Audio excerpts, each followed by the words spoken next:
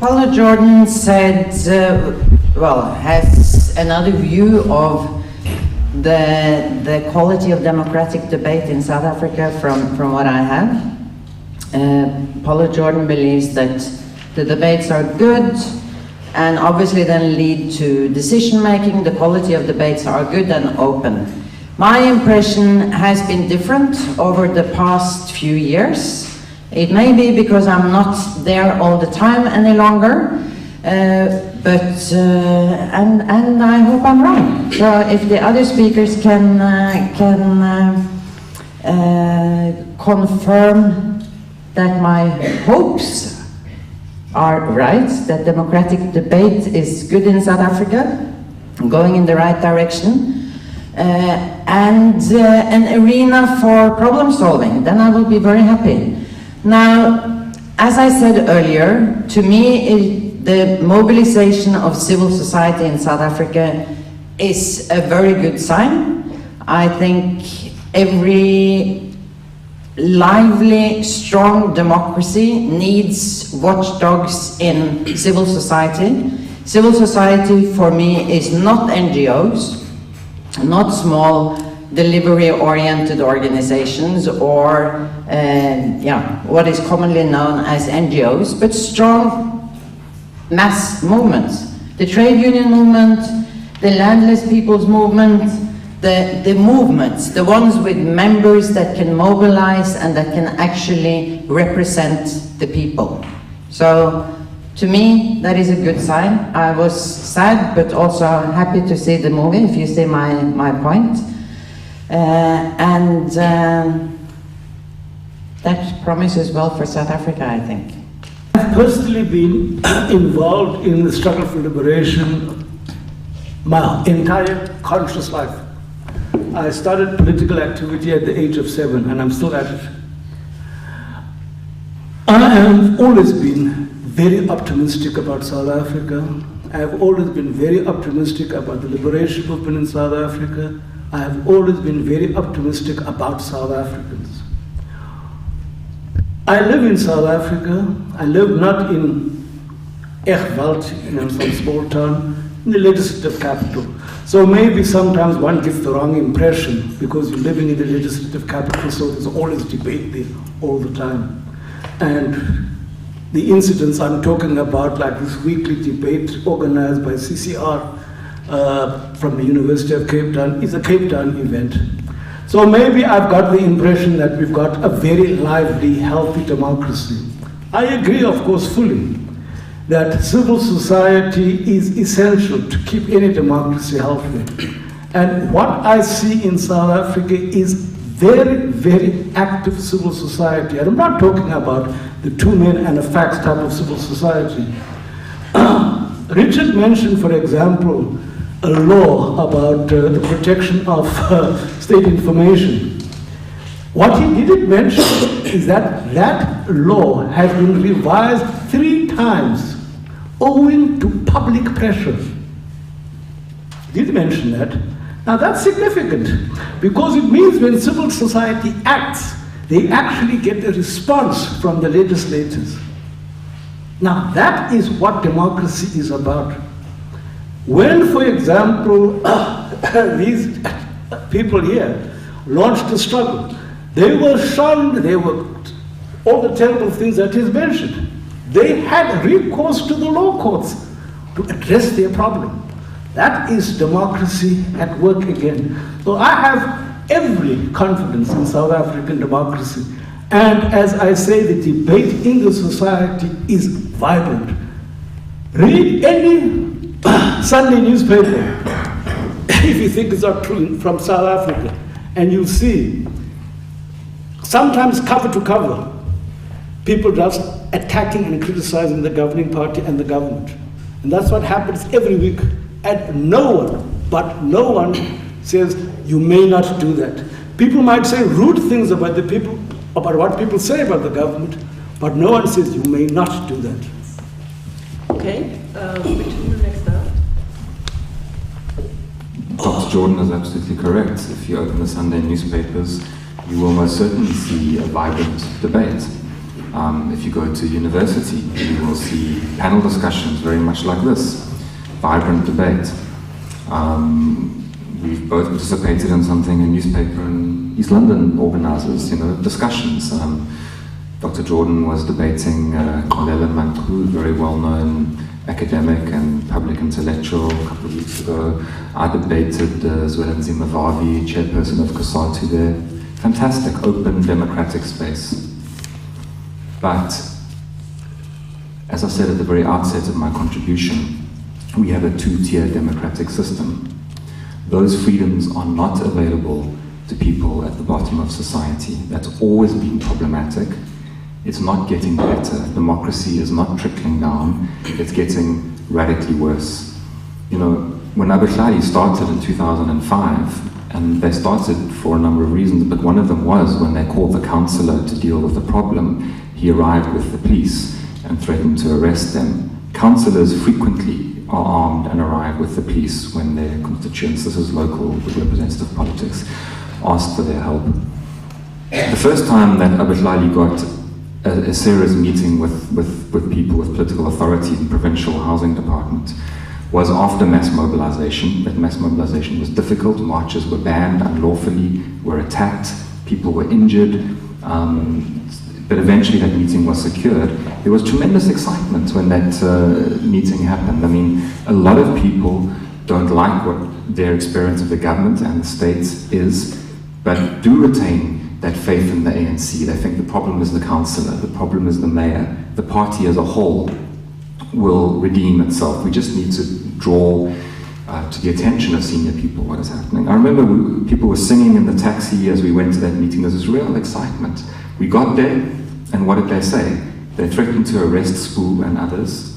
I was there as well as an elected person, part of the Abuhlali delegation. They told me that they had seen the intelligence file on me and they knew that I was a spy and which foreign country I was working for. In fact, at that point I had a job at the university. The only government I was working for was the South African government.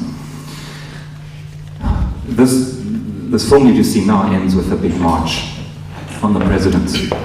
There was no response from the president. A meeting was eventually secured with the mayor's office. Nigel Gumede, who's head of housing in the Etugu municipality, and you saw him in the film addressing people in Kennedy Road. At that meeting, threatened, using idiomatic language, but anyone who understands Zulu understands exactly what he was saying, threatened to kill Spoo. Now what is going on where you have a protest, a legal protest, you have a meeting with the mayor, and while the mayor is sitting there, the person sitting next to him threatens to kill you. You see, that democracy in the newspapers, outside Parliament, and that campaign, Dr. Jordan is absolutely correct, around the promotion of access to information bill has been vibrant, and it's been effective in a sense, but it's primarily a middle-class campaign, primarily organized by NGOs. It's not a poor people's campaign. It's not a campaign that challenges local power brokers and local power holders.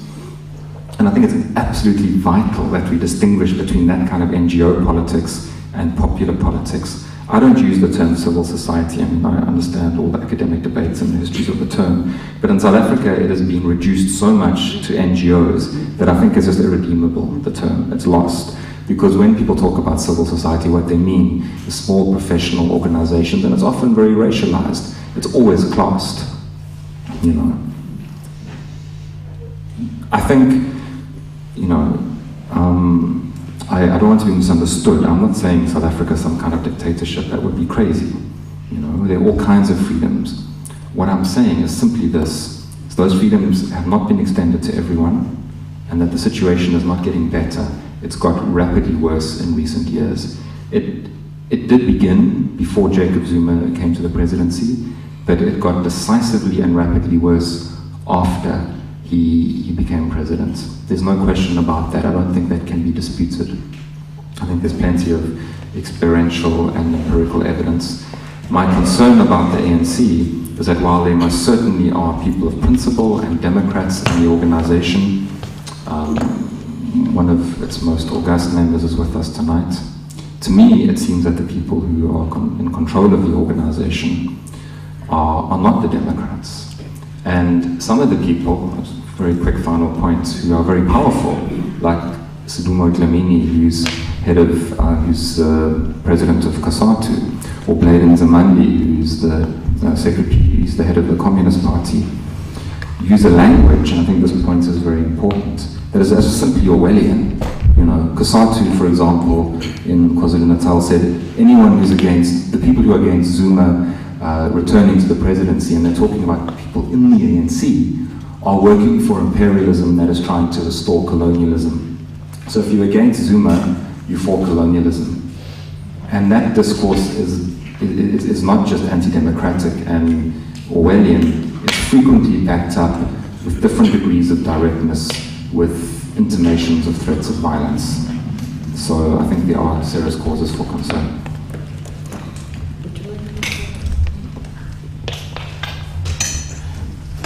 Yeah, well, for me, just to comment on the quality of public debate, I think as Richard simply put it, that these debates are often abstract, they are academic, they are detached from day-to-day ordinary life of ordinary people, they give no sense, no meaning to ordinary people. So at the end of the day, it doesn't serve the purpose. And I think it's very worrying if we're going to be excited about the daily protests that are happening. But if they do not deliver anything to the demands of the people, what's the point? Why do we have to praise that? You know, it's like, you know, saluting the antitin that makes noise. It doesn't deliver anything to anybody. So I don't think we should praise that there's vibrant, but it doesn't deliver anything at the end of the day. Our politicians have become very smart. Some of them can engage with you, but make sure that they will deliver nothing. And you call that vibrant, active debate. They will deliver faggot. That has been our experience. Recently, we have a good mayor in Durban. He was a good public relations officer. He's a smart guy, he can speak, but he makes sure that he delivers faggot, as in nothing. The problem is with the leadership that has become detached from the reality, from ordinary human beings. Of course, there is no reason to meet in foreign countries when you cannot talk in your own country. It makes you stupid. That's why I feel embarrassed. But I do want to salute the Norwegian Council for Africa for allowing us to share a beautiful platform with such powerful leaders like Dr. Jordan. And maybe this must be the first and the last time. But I trust that this debate should be taken back to South Africa so that we don't feel embarrassed. And in the next time you invite us again, and then you ask the same question, have you met home? It sounds stupid. You can't meet home, you meet in foreign countries. What does it mean? For me, that is a serious problem. And I will not be surprised when I arrive in South Africa Saturday. The first call that I often receive when I go outside of South Africa would be a call that comes from the crime intelligence. The police would call me, where have you been? What did you tell those people? And these are really worrying issues that people like Dr. Jordan may not be aware of. But we feel threatened each second of our life. When are we supposed to enjoy the democracy? When our life is remoted? Our phones are backed. I cannot have freedom in my own personal cell phone because there are men, police talking in my own phone. I have no secret in my own country. Because I'm able to talk and you say I must be congratulated for that. I don't think that's being human. So my, obviously, last comment would be, here we are dealing with people's life. You can play politics, but we talk of humanity. We talk about those old gogos, old grannies at home. Because so many people talk about poor, but so few want to talk direct to them. We always debate these issues at high levels, but so few would want to descend and speak to people direct. That's the reality. People are forgotten in deep rural areas, in urban shell settlements. No one wants to go there. No one wants to that, therefore by force, driving into those people. We are only remembered during the election times, and we are used as levers. So we've become the voting agencies. Our job is to vote for people to wear suits and forget about us. Is it the real democracy that we should be applauding? I disagree. Thank you so much.